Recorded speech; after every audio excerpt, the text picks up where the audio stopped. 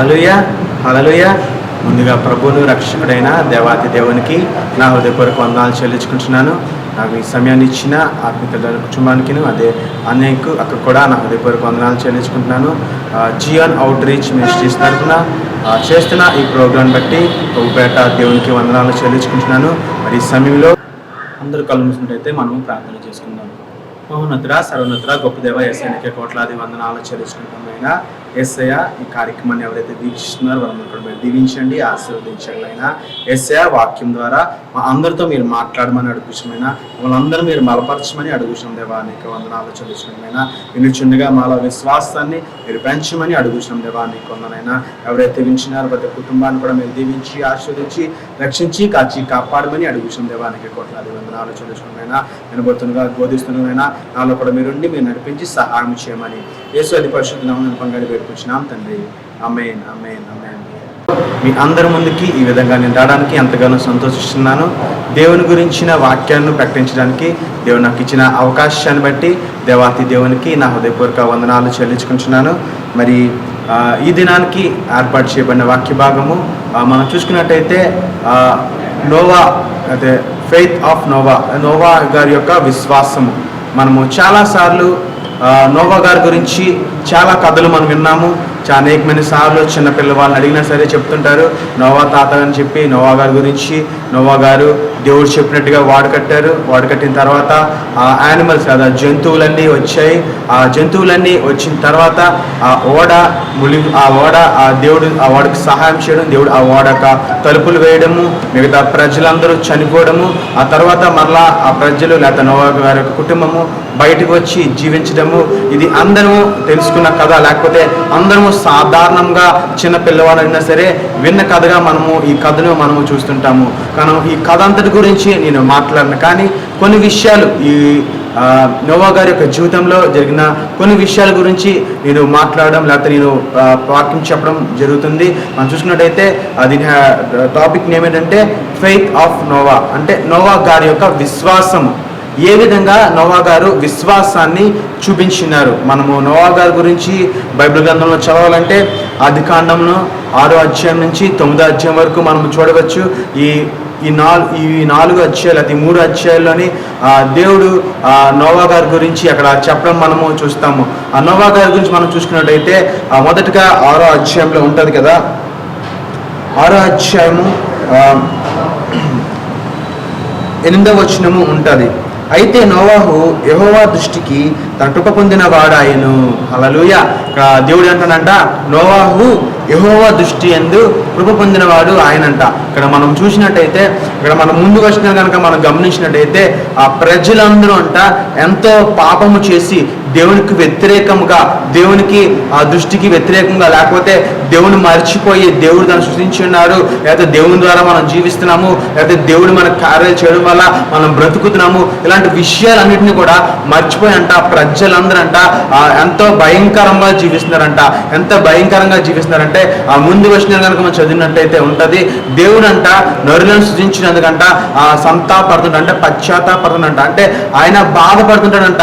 నరులను నేను ఎందుకు సృష్టించానా అని బాధపడుతూ ఆ ప్రజలందరినీ చంపేయాలి, లేకపోతే ప్రజలందరినీ అంతము చేయాలి అనే ఒక ఆలోచనకు దేవుడు వచ్చి ఉండడం మనము ఈ వాక్యంలో చూస్తుంటాం. కానీ అలాంటి సమయంలోని దేవునికంట ఒక వ్యక్తి కనబడంట. ఆ వ్యక్తి మరెవరో కాదు కానీ నోవా. అందుకే అంటారు కదా, అయితే నోవాహు యెహోవా దృష్టికి కృప పొందిన వాడాయను. అంటే అంట ఇక్కడంట నోవా గారంట దేవుని దృష్టికి కృప పొందిన వాడాయనంట. అంటే అక్కడ దేవుని దృష్టి ఏంటంట, నోవా గారంట ఎంతో నీతిమంతుడిగా ఉన్నాడంట, ఎంతో నిందారహితుడిగా ఉన్నాడంట.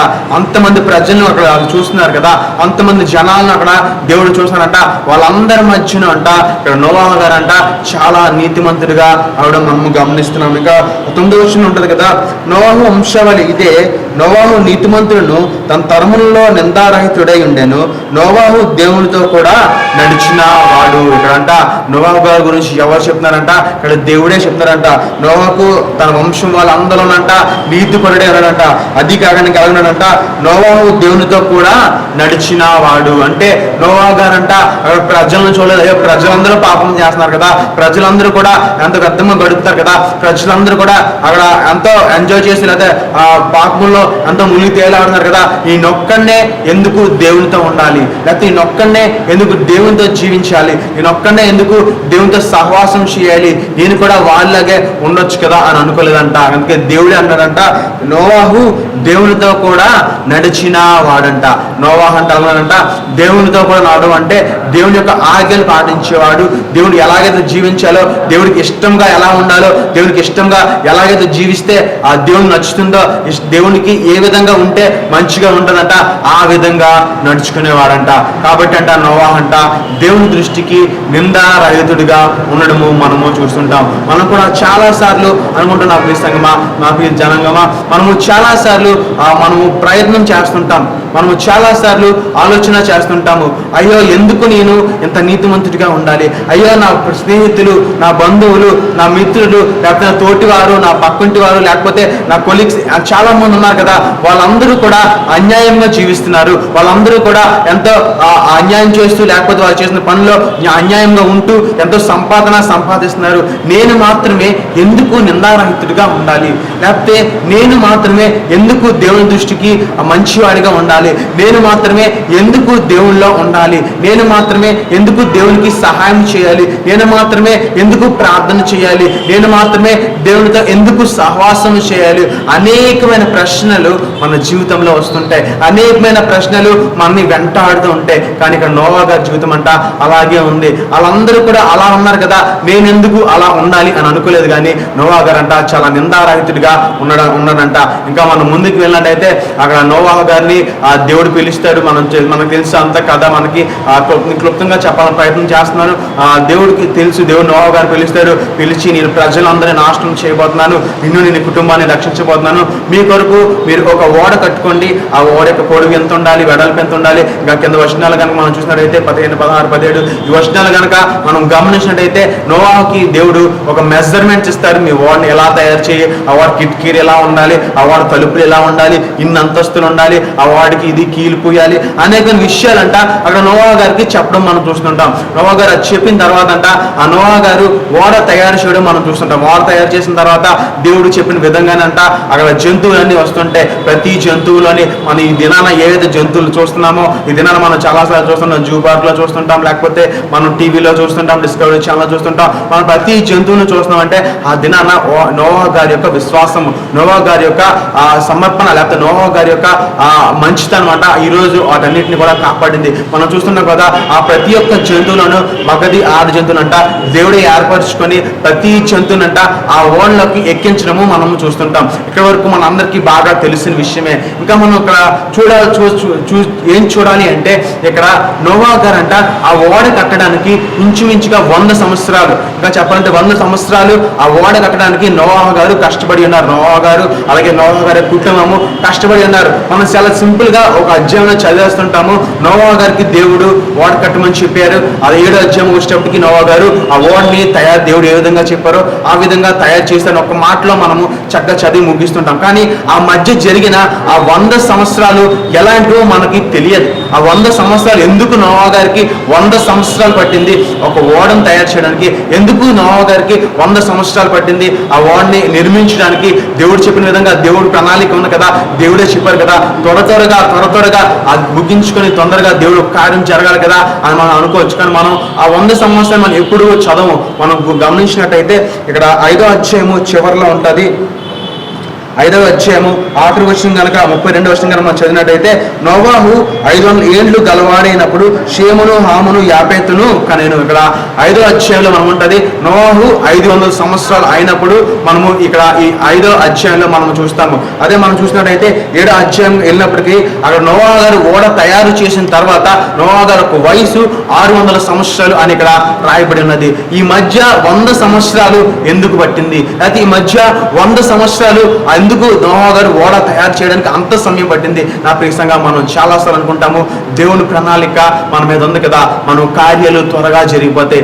దేవుడు వాక్యం అనుదినం మనం వింటున్నాం కదా, దేవునితో అనుదినం మనం నడుస్తున్నాం కదా, ఇంకా వాళ్ళు ఎందుకు అభివృద్ధి చెందుతున్నారు, మనం ఎందుకు ఇంకా ఎలాగే ఉన్నాము, ఇంకా ఎలాగే అభివృద్ధి చెందకుండా ఉన్నాము అని మనం ఆలోచిస్తుంటాం నా ప్రియసమ్మ. కానీ నోవా గారి యొక్క జీవితం చూసినట్టయితే దేవుడే నోవా గారి దగ్గరకు వచ్చి ఓడను తయారు చేయమని చెప్పారు. ఏ మధ్యలో ఏ వ్యక్తి లేరు, ఏ ప్రవక్త లేరు, లేకపోతే దైవజనులు లేరు, కానీ దేవుడే స్వయంగా నోవా గారి దగ్గరికి వచ్చి నువ్వు ఓడను తయారు చేయి, ఓడ ఎలాగ ఉండాలి, ఎంత ఎత్తులో ఉండాలి, ఎంత వెడల్పులో ఉండాలి అని చెప్పడం జరిగింది. కానీ నోవా గారికి ఆ ఓడ తయారు చేయడానికంట 100 సంవత్సరాలు పట్టింది. ఆ 100 సంవత్సరాలు ఎందుకు పట్టిందంటే నా ప్రియ సంగమా, మనం గమనించినట్టయితే బిహైండ్ ద స్టోరీకి వెళ్ళినట్టయితే, లేకపోతే బైబిల్ అనుకోకుండా మనం బయటికి వెళ్ళి మనం గమనించినట్టయితే నోవా గారంట ఆ ఓడ కట్టే సమయంలోనంట అనేకమైన ఇబ్బందులు అనేకమైన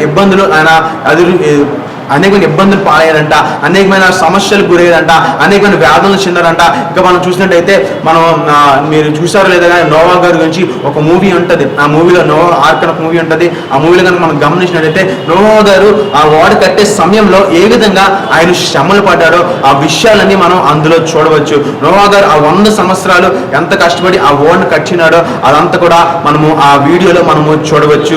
ఇంకా చూసినట్టయితే అక్కడ ఉంటుంది కదా, నోవా గారు అంట ఓడ కడుతుంటేనంట ఆ సామాన్లు ఏదైతే కడుతూ ఆయన ప్రయత్నం చేస్తూ చెక్కలు తెస్తూ కొడుతున్నారంట, ఆ సామాన్లు దాచిసేవారంట. ఇంకా నోవా గారి దగ్గరికి వచ్చి నోవా గారు అంట అందరికీ సువార్త చేస్తున్నట్ట. 100 సంవత్సరాలు ఓడ కడుతుంట నోవా గారు అందరికీ వెళ్ళి చెప్తున్నారంట, దేవుని యొక్క ప్రళయం రాబోతుంది, వర్షాలు రాబోతున్నాయి, ఈ ప్రపంచం మొత్తం మునిగిపోతుంది, కాబట్టి మీరు మారు మనస్సు పొందండి, కాబట్టి మీరు మారండి, దేవుని నమ్మండి అన్నట్టంట. ఆ 100 సంవత్సరాలంట ఎవరు నమ్మలేదంట. ఎందుకంటే వాళ్ళు నమ్మకపోవడానికి కూడా రీజన్ ఏంటంటే ఉందంట, ఆ సమయంలో అది అక్కడ కరువు ప్రాంతము, అంటే అక్కడ వర్షాలు ఏమి పడటం లేదు, కనీసం వారికి తాగడానికి కూడా సరిగ్గా నీళ్ళని పరిస్థితి, పంటలు కూడా సరిగ్గా పండలేని పరిస్థితి. అలాంటి సమయంలో ఉన్నారు కాబట్టి వర్షాలు పడతాయి, వర్షాలు పడి ప్రపంచం మొత్తం మునిగిపోతుందంటే ప్రజలు అందరూ నమ్మడానికి ఇష్టపడలేదంట. నమ్మడానికి ఇష్టపడడం మాత్రమే కాదు, కానీ నోవా గారిని చూసి, నోవా కుటుంబాన్ని చూసి, వాళ్ళంతా కష్టపడుతుంటే వాళ్ళందరూ చూసంట ఎటకారం చేసేవారంట, హేళన చేసేవారంట, వాళ్ళు హింసించేవారంట, వాళ్ళు పనులు చేస్తుంటే వారి పనులు జరగకంట ఆటంకాలు చేసేవారంట, అనేకమైన ఆటంకాలు చేస్తుంటే అంట. అయినప్పటికీ నోవా గారంట వాళ్ళు ఎవ్వరి మీద ఎటువంటి కోపం చెందకుండా, ఎవ్వరి మీద ఎటువంటి అసూయ చెందకుండా, ఎవరి మీద ఎటువంటి ఇబ్బంది ఫీలింగ్ లేకుండా, దేవుడు తనకి ఏదైతే చెప్పినాడో, దేవుడు తనకి ఏదైతే పని ఇచ్చినాడో అందులో మాత్రమే ముందుకు వెళ్ళడానికి కొనసాగించినాడంట. ఆ పనిలో మాత్రమే దేవుడు నాకు ఈ వర్క్ ఇచ్చాడు, లేకపోతే దేవుడు నాకు ఈ ప్రణాళిక నా మీద ఉంది కాబట్టి నేను వర్క్ చేయాలి, లేకపోతే నీ పని చేయాలి అని ఒకే ఒక విశ్వాసంతో మాత్రమే నోవా గారు ముందుకు వెళ్ళడం చూస్తుంటాం నా ప్రియ సంగమా. కానీ మనం చాలాసార్లు అనుకుంటాం, మనం చాలాసార్లు సంఘానికి వస్తుంటాము, చాలాసార్లు ప్రవచనాలు మన మీద వినబడుతుంటే, చాలాసార్లు ప్రవచనాలు మనం వింటుంటాము, వాగ్దానాలు తీసుకుంటాము, అనేకమైన వాక్యాలు వింటుంటాము, అయ్యో దేవుడు నాతోటే మాట్లాడాడు, దేవుడు నాకే సహాయం చేస్తాడు అని చాలాసార్లు మనం అనుకుంటుంటాం. కానీ కొంచెం మనకు దేవుడు చేసే కార్యాలు కొంచెం ఆలస్యం అయ్యేటప్పటికీ మన యొక్క విశ్వాసం ఏమైపోతుంటా అల్ప విశ్వాసంగా మారిపోతుంటది. అంటే మన యొక్క విశ్వాసము తగ్గిపోతుంటుంది నా ప్రియ సంగమా. మనకు జరుగుతున్న కార్యాలు బట్టి, లేకపోతే మనకున్న అవమానాలు బట్టి, లేకపోతే మనకున్న పరిస్థితులను బట్టి అంట మనం దేవుడిని నమ్మడానికి ఇష్టపడక మన దేవుని నమ్మకాన్ని అంట కోల్పోతుంటాం. మనకు నిజంగా దేవుడు నిజంగా నాతోనే మాట్లాడాడా, లేకపోతే దేవుడు నిజంగానే నాకు సహాయం చేస్తాడా, లేకపోతే దేవుడు నిజంగా సహాయం అసలు చేయగలడా అని ఒక మనస్తత్వంలోకి మనం వెళ్ళిపోతుంటాం, అనే ఒక ఆలోచనలోకి మనం వెళ్ళిపోతుంటాం. నిజంగా నా ప్రియ సంగమా, దేవుడు అంట ప్రతి ఒక్కరికి సహాయం చేయగలడు. కానీ అంట సహాయం చేయడానికి ఒక సమయము ఉంటది, కొంత సమయం పడుతుంది. ఆ సమయము మనము వేచి చూడాలి. మనం ఇక్కడ నోవా గారి జీవితం చూసినట్లయితే దేవుడు నువ్వు ఓడను సిద్ధం చేయని కుటుంబాన్ని రక్షిస్తాను అని చెప్పినాడు. కానీ ఆ ఓడను సిద్ధం చేయడానికంట నోవా గారికి 100 సంవత్సరాలు పట్టింది. దేవుడు నోవాకి సహాయం చేస్తున్నాడు, ప్రజలు అక్కడ వ్యతిరేకంగా ఉన్నారు. దేవుడు నోవాకి సహాయం చేస్తున్నారు, ప్రజలందరూ వారిని అవమానిస్తున్నారు, ప్రజలు వారి పనులకి ఆటంకంగా ఉన్నారు. కానీ నోవా గారు ఏ విధంగా అల్ప విశ్వాసంగా ఉండలేదు, కానీ తనకు దేవుడు చెప్పిన పని చేయడానికి ముందుకు వెళ్ళిన నా ప్రియ సంగమా. అనేక మంది ప్రజలు వచ్చినారంట, ఎట్టకారేస్తున్నారంట, ఈ నోవా గారు ఎలాగ కాపాడబడతారు, వర్షం అసలు మన తాళానికే నీరు లేవు, ప్రపంచంతో మునిగిపోతుందని ఎంతో కష్టపడి ఓడను తయారు చేస్తున్నారు. ఈ ఓడ ఏంటి ఎలా ఉంది, ఎందుకు ఇలా తయారు చేస్తున్నారు, ఇంత ఓడను ఎందుకు చేస్తున్నారు అని అనేకమైన ప్రశ్నలు నోవా గారు ముందుకు వచ్చాయి. కానీ వాటన్నిటికీ సమాధానం దేవుడే ఇవ్వాలని చెప్పి నోవా గారు ఎంతో మౌనంగా, ఎంతో ప్రశాంతంగా దేవుడు దానికి ఏదైతే వర్క్ ఇచ్చారో, దేవుడు దానికి ఏదైతే సహాయం చేస్తాడో, దేవుడు దానికి ఏదైతే పని చేయమని దానికి అప్పగించారో ఆ పని మీద మాత్రమే విశ్వాసం ఉంచిన నా ప్రియ సంగమా. ఆ విశ్వాసం ఉంచడమే కాదు, కానీ ఆయన ఈ 100 సంవత్సరాలు తనకు దేవుడు ఇచ్చిన పని చేస్తానంట, సువార్త చేస్తున్నాను నా ప్రియ సంగమా. ప్రజలందరికీ చెప్తున్నాడు, దేవుడు ఉగ్రత రాబోతుంది, రాబోతుంది, దేవుడు జలప్రలయం రాబోతుంది, మారు మనసు పొందండి, రక్షణ పొందండి అని అనేక మందికి అంట ఆయన సువార్త చేస్తున్నాడు. కానీ ఆ ప్రజలందరూ ఎలా మారిపోయారంట, ఎంతో భయంకరంగా ఉన్నారంట. ఎవరు నోవాహు గారి యొక్క మనసు లేకపోతే నోవాహు గారి యొక్క వాక్యం వినడానికి ఇష్టపడేవారుగా లేరు. నోవాహు యొక్క మాటలు వినడానికి కూడా ఎవరు ఇష్టపడేవారుగా లేరు. నా ప్రియ సంగమా, ఈ దినాన నీవు కూడా ఎలా ఉన్నావు? నీ విశ్వాస జీవితంలో నువ్వు కూడా దేవుని గురించి అనేక మంది చెప్తున్నావేమో, దేవుడు నీకు చేసిన కార్యాల గురించి అనేక మంది చెప్తున్నావేమో, కానీ ఎవరు నీ మాట వినట్లేదు, ఎవరు నీతో మాట్లాడట్లేదు, లేకపోతే ఎవరు నీతో సహవాసం చేయట్లేదు, దేవునితో సహవాసం చేయట్లేదు, దేవునికి సన్నిధికి రావట్లేదు అని నువ్వు ఆందోళన చెందుతున్నావేమో, నువ్వు బాధపడుతున్నావేమో, దిగులు పడుతున్నావేమో, లేకపోతే ఒకవేళ నువ్వు దేవుని సేవ చేస్తుంటే, దేవుని సేవను నువ్వు ముందు కొనసాగుతుంటే నీలో అభివృద్ధి లేకపోతే లేదా నువ్వు ఇబ్బంది పడుతున్నావేమో, అయ్యో నేను దేవుని కొరకు అనేకమైన కార్యాలు చేస్తున్నాను, అనేక విధాలుగా ప్రార్థన చేస్తున్నాను, అనేక విధాలుగా ఉపవాసం చేస్తున్నాను, సువార్త చేస్తున్నాను, అయినా ప్రజలు ఎవరు మారట్లేదు అని ఆందోళన చెందుతున్నావేమో. నా ప్రియ సంగమా, అది నీ నా పని కాదు. నా ప్రియ సంగమా, నీ నా పని ఏంటంటే దేవుని యొక్క వాక్యంను ఇంకొకరికి, ప్రజలకి, తోటి వారికి మనము అందించడమే. దేవుని యొక్క వాక్యాన్ని పంచడం వరకే నీ నా యొక్క పని. వాళ్ళు మారడము మారకపోవడం అది దేవుని యొక్క పని. నా ప్రియ సంగమా, దేవుడికి నువ్వు అప్పచెప్పినట్టయితే, దేవుడు నువ్వు సువార్త చేసి దేవుని యొక్క మాటలు దేవుని అన్యులకు చెప్పి, ప్రజలకు చెప్పి, నువ్వు చెప్పిన తర్వాత దేవుని మీద నువ్వు భారం వేసినట్టయితే దేవుడు నీకు నాకు సహాయం చేయడానికి ఆయన సిద్ధంగా ఉన్నాడు. నోవా గారి యొక్క పరిస్థితి కూడా అలాగే ఉంది. ఒక దినం వచ్చింది, దేవుడు నోవా ఓడ పూర్తయ్యే సమయం వచ్చింది, ఆ ఓడ కంప్లీట్ అయ్యే సమయం వచ్చింది. ఆ సమయంలో నోవా గారు ఆ ఓడ కంప్లీట్ అయింది. కంప్లీట్ అయిన తర్వాత ఇంకా ప్రజలకు చెప్తున్నాడు, ఆయా ప్రజలారా రండి, ఇక్కడ దేవుడు జలప్రలయం వచ్చే సమయం దగ్గర పడింది, మీరు అందరూ మారు మనసు పొందండి, ఇంకా దేవుని విశ్వాసం పొందండి అని అనేకమైన మాటలు అక్కడ ప్రజలకి చెప్పడం మనం చూస్తుంటాం. కానీ అంట ఆ ప్రజలు ఎవరు అక్కడ నమ్మటం లేదు. ఆ ప్రజలు ఎవరు ఇంకా హెట్టకారం చేస్తున్నారు. ఆ ఓడ కంప్లీట్ అయిపోయింది, కానీ ఇంకా ప్రజలు ఇంచుమించు 100 సంవత్సరాలు కంప్లీట్ అయింది, కానీ అంట ఆ ప్రజలు ఎవరు అంట మారలేదంట. ఆ ప్రజలందరూ అంట ఇంకా నోవా పట్ల వ్యతిరేకంగానే ఉన్నారు, ఇంకా నోవాహుని అవమానించేవారుగానే ఉన్నారు, ఇంకా నోవాహు కుటుంబాన్ని, నోవాహుని ఇంకా అవమానించేవారుగా ఉన్నారంట. కానీ అక్కడ చివరికి దేవుని యొక్క సమయం వచ్చింది. నోవా గారికి దేవుడు చెప్పిన మాట అక్కడ సమయం వచ్చింది. ఆ సమయం వచ్చిన తర్వాత అంట అక్కడ దేవుడు చెప్పిన ప్రకారం అంట ఆ జంతువులన్నీ రావడం మొదలు పెట్టాయంట.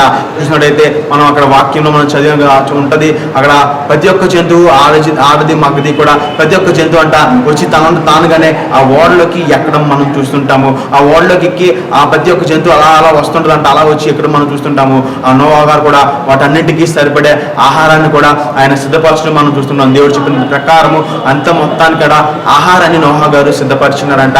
ఆ ఆహారం అంతటిని కూడా అక్కడ ఆయన సిద్ధపరిచినారు. మనం చాలాసార్లు అనుకుంటాము, మనం ఆల్రెడీ చూసినాము, మనం గత సంవత్సరంలో లాక్డౌన్లో మనకి ఒక 3 నెలలు లాక్డౌన్ వచ్చేటప్పటికి దానికి సరిపడే సామాన్లు కొనడానికి మనం ఎంతగానో ఇబ్బంది పడినాం. కానీ అంట నోవా గారు అంటే అన్ని జంతువులకి, ప్రతి ఒక్క జంతువుకి, పక్షికి, పాకే జీవికి, ఎగిరే జీవికి, ప్రతి ఒక్క పురుగుకి, అన్నిటికి కూడా అంట నోవా గారు అంట ఆ ఆహారాన్ని ఆ ఓడలో సిద్ధం చేస్తున్నారంట. నా ప్రియ సంగమా, నిజంగా ఎంత విశ్వాసము దేవుడిమైన, దేవుడు చెప్పిన మాటకి ఎంత విశ్వాసము దేవుడే సిద్ధపరచుకున్నట్టు అనుకోలేదు. కానీ అంట ఆ ఆహారాన్ని మొత్తం అంట ఆ జంతువుల కోసం, ఆ మనుషుల కోసం, వాళ్ళ కుటుంబం కోసం అంట ఆయన సిద్ధపరచుకోవడం మనం ఇక్కడ చూస్తున్నాము. ఇక్కడ చూసిన తర్వాత ఆ జంతువులన్నీ వచ్చాయంట.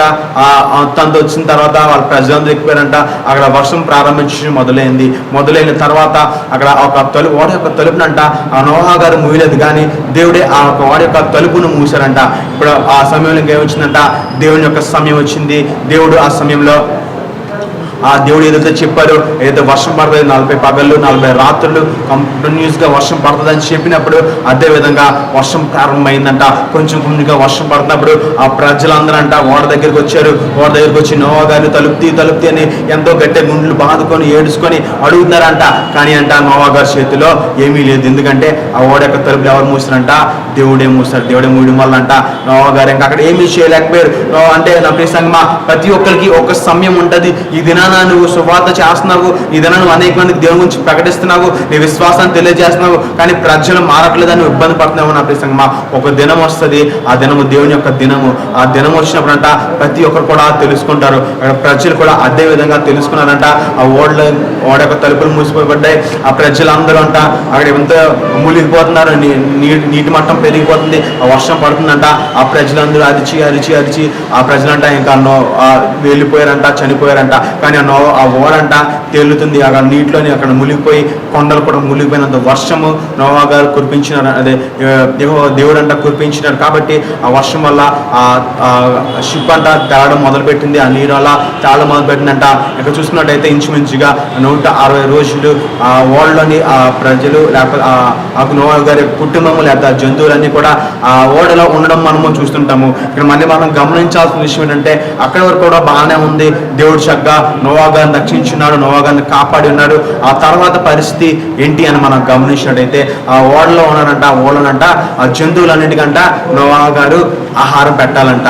నిజంగానే అది చూసినప్పుడు అయితే నిజంగా నాకు చాలా కష్టం అనిపించింది. ఎందుకంటే మనం చాలాసార్లు చూస్తుంటాం కదా, అనేక మందిని కానీ మనం చిన్న ఒక జంతువులు పెంచుకుంటాం, చిన్న కుక్క పిల్లను దేనో పెంచుకుంటుంటాం. దానికి పొద్దున్న సాయంత్రం మధ్యాహ్నము బయటకు తిప్పాలి, లేకపోతే దానికి 3 పూట్ల భోజనం పెట్టాలి, దానికి నీరు పెట్టాలి, అన్ని పెడుతూ ఒక పప్పిని పెంచడానికి ఆ పెంచాలంటే కంపల్సరీ దానికి ఒక వ్యక్తి ఉండాలి, దాన్ని అలా కాచి దాన్ని చిన్నపిల్లలు ఎలాగే చూసుకుంటారో అలాగే చూసుకుంటూ ఉండాలని చెప్పి ఎంతగానో మనం వాటి కోసమే అంత ఇబ్బంది పడతాయా దీన్ని పెంచలేకపోతే. కొంతమంది అయితే కొంతకాలం పెంచి బయటకు వదిలేయడం ఇచ్చేయడం కూడా చేస్తుంటారు.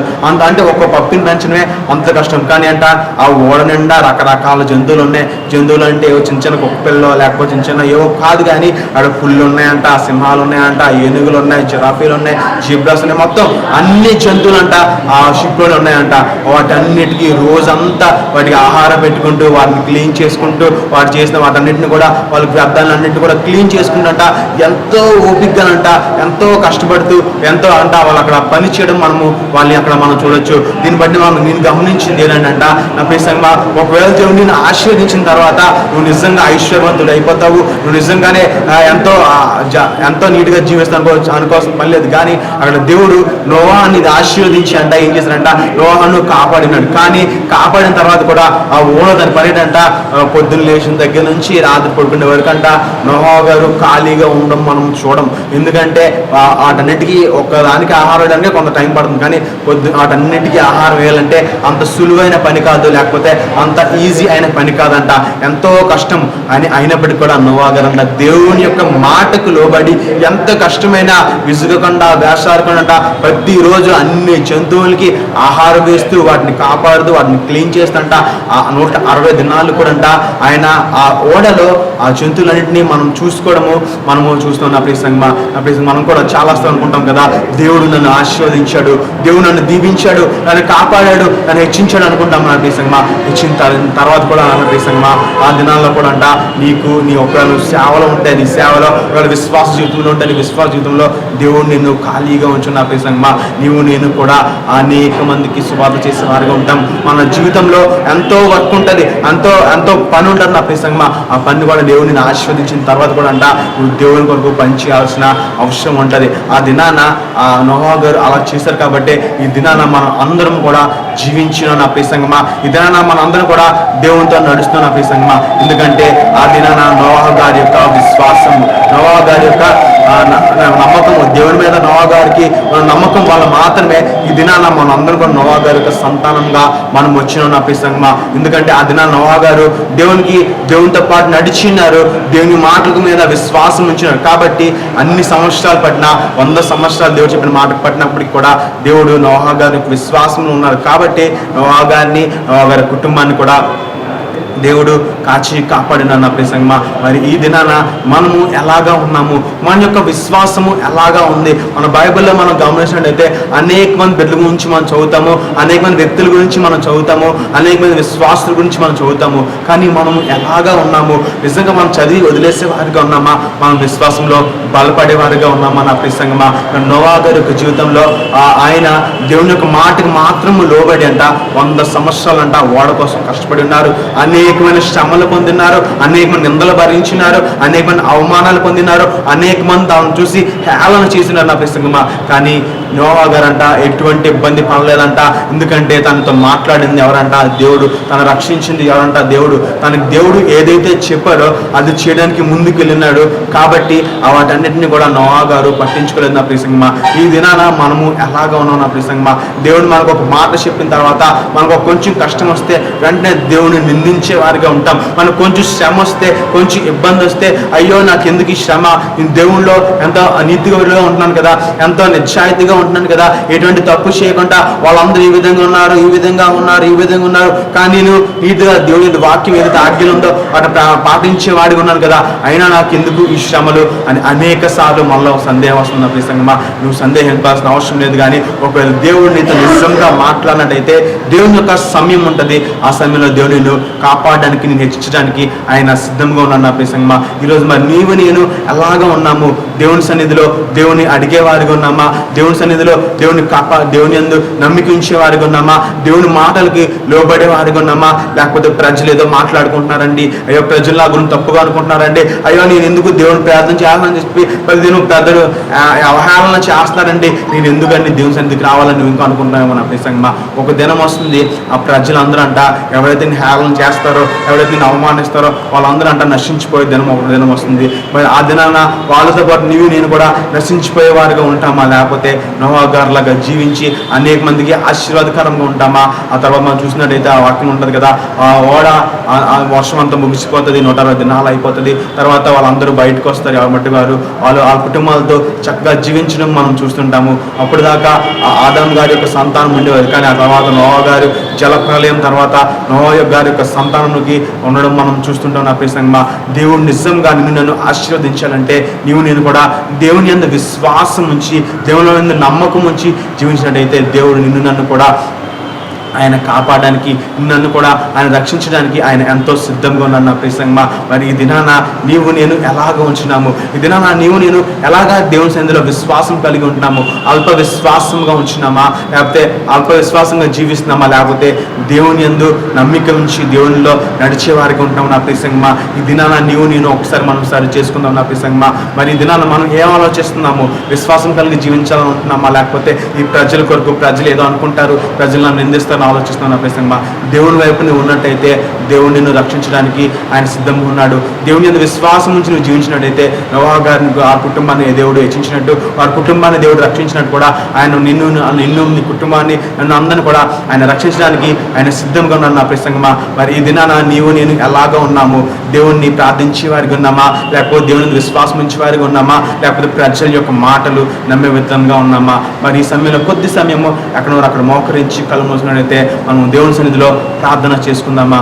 నా ప్రసంగమా, మహోన్నతుడా యేసయ్యా దేవా, నీకే వందనాలనైనా. దేవా, ఈ దినాన నోవా గారి యొక్క జీవితం ద్వారా మా అందరితో నీవు మాట్లాడావు దేవా, నీకే వందనాలు చెల్లించుకుంటాం నాయనా. అవును ప్రభా, నోవా గారినైనా నువ్వు చెప్పిన మాటకు లోబడ్డారు నాయనా. ఏసా, అక్కడ అనేకమైన ప్రజలు ఉన్నారు, అనేక మంది ప్రజలు జీవిస్తున్నారు నాయనా. వాళ్ళందరూ నీ మాటకు లోబడేవారు కాకుండా వ్యతిరేకంగా ఉన్నారు నాయనా. కానీ నాయనా, నోవా గారిని నువ్వు చూసినావు నాయనా, నీతిపరుడు కూడా నోవా నువ్వు గమనించినావు నాయనా, నీతో నడిచే నోవా నువ్వు చూసినావు దేవా. నాయనా, నోవా గారికి నాయనా నువ్వు ఒక వర్క్ని ఇచ్చినావు దేవా. ఏసా, తను చేసినావు దేవా. ఏసా, వర్క్ చేసిన అంతట్లో కూడా నువ్వు సహాయం చేసినావు దేవా. నాయనా, ఎన్నో ఇబ్బందులు, ఎన్నో శ్రమలు, ఎన్నో ఆటంకాలు, ఎన్నో అవమానాలు ఎన్ని ఎదురైనప్పటికీ నాయన రాజా, నోవా గారు ఓడను తయారు చేస్తున్నారు దేవా. నాయనా, నువ్వు నోవా గారిని కాపాడినావు దేవా. నాయనా, నీకు వందనాలు నాయనా. అయినా ఈ దినాన మేము అందరం మీ సన్నిధికి వస్తున్నాం నాయన రాజా. ఏసా, నీ మాటకి లోబడుతున్నాం నాయన రాజా, నీ మాటకి లోబడి జీవిస్తున్నాం నాయన రాజా. ఏసా, మమ్మల్ని కూడా మీరే రక్షించి కాపాడమని అడుగుతాం దేవా. నైనా, నా జీవితంలో అనేకమైన నిందలను ఎదుర్కొంటున్నాను అయినా, అనేకమైన అవమానాలను ఎదుర్కొంటాను అయినా ప్రభారాజా. అయినా కేవలం ప్రభారాజా ఏసా, నీ ఎందు మాత్రం నేను జీవిస్తానైనా. ఎన్ని నిందలు వచ్చినా, ఎన్ని అవమానాలు వచ్చినా నీ మాట చొప్పున నేను జీవిస్తానైనా. ఈ సమయంలో ప్రభారాజా ఏసా, మీరు నన్ను కాచి కాపాడమని అడుగుతామైనా. నోవా గారిని వాళ్ళ కుటుంబాన్ని నువ్వు కాపాడినట్టు నాయన ప్రభారాజా, నన్ను నా కుటుంబాన్ని కూడా మీరే కాపాడమని అడుగుతాం నాయన ప్రభారాజా. ఎటువంటి లోక ఆశల్లో లోకం వరకు పడిపోకుండా నాయన ప్రభారాజా, నీ యందు నడిచే జీవితం నాయన మాకు దాయిచ్చండి ప్రభారాజా. నోవా గారు కుటుంబంతో సహా ఎలాగైతే నీ యందు నడిచి ఉన్నారో నాయన ప్రభారాజా, మేము కూడా అట్టి విధంగా నీ యందు నడిచే భాగ్యాన్ని దాయిచ్చండి ప్రభారాజా. మాలో విశ్వాసాన్ని దాయిచ్చండి ప్రభారాజా. ఏసవి కుటుంబం కానీ ఎడం కానీ త్రొట్టు వెళ్ళిపోకుండా నాయన, ఈ లోకం వైపు పడిపోకుండా నాయన ప్రభారాజా. ఏసయ్యా ప్రభా, మీరు మమ్మల్ని అందరినీ కాచి కాపాడమని అడుగుతాం నాయన ప్రభారాజా. ఎవరైతే ఈ వాక్యాన్ని వీక్షిస్తున్నారో, ఎవరైతే చూస్తున్నారో నాయన, ప్రతి ఒక్క బిడ్డను కూడా మీరు దీవించండి, ఆశీర్వదించండి నాయన. ఫలింపడాయిచ్చేమని అడుగుతాం నాయన. వారి ప్రతి కుటుంబాన్ని కూడా మీరు రక్షించమని అడుగుష్టం దేవా. ఏసానికే కోట్లాది వందనాలు చెల్లించుకుంటాం నాయన పౌరజా. ఏసైనా ప్రతి ఒక్క బిడ్డలైనా వాక్యం ద్వారా బలపడలాగా మీరు సహాయం చేసి నడిపించమని అడుగుష్టం దేవానికే కోట్లాది వందనాలు చెల్లించుకున్న పౌరజా. ఏసై ఎన్నిక లేని వారిని యుగలేని చిన్న చిన్న ప్రార్థన నీ పాసని ధూపంగా చేర్చుకోమని యేసు అతి పరిశుద్ధ నామమున పెట్టుకుంటున్నాం తండ్రి. ఆమేన్, ఆమేన్, ఆమేన్.